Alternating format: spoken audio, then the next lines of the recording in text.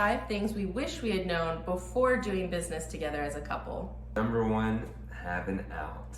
So whenever we went into business together, there were some times in the start where both of us were thinking, was this the right way to go? It specifically took a lot of convincing to talk Abigail into coming into business with me being the office manager, because it wasn't like any job she'd ever done before. I was very convinced from the beginning that there was no one better for the job though.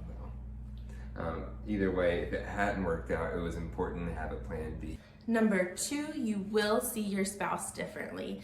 Your work persona and your home persona can sometimes be a little different.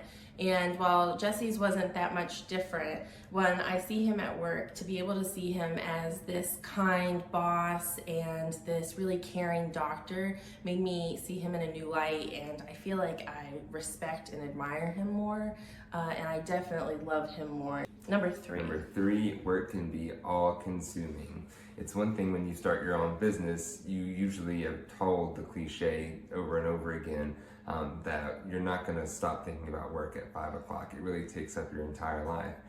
But at the very least, if you're on your own, you keep it inside your head. But when you and your when you and your partner are both in that sphere, then it's not just that you think about it after work, but you talk about it after work. You talk about it over dinner. You talk about it before you go to bed at night, and you talk it over at breakfast the next morning.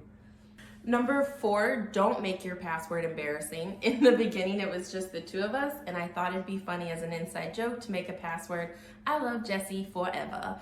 And then when we got employees, I shared that password sheet and they saw that, and it was embarrassing. So think bigger than the 2 of you and don't do anything embarrassing in your passwords. Make sure you're not sending love notes in the company emails. Number 5, home chores are not work chores. At home, we can really rely on each other to sometimes pick up the slack. If I'm not feeling well, Abigail might do the dishes. She's not feeling well, I might. And so there's not always a clear division of labor. But at work, we have 2 very different roles. And I can't say, hey, could you see this next patient? I need to pick something up. Likewise, I'm not going to be able to do most of the things that she does in her job. So we have to make sure that rather than being able to count each other to sometimes do the jobs we can't do, we have to always count on each other to do the jobs we're supposed to do. That's fine.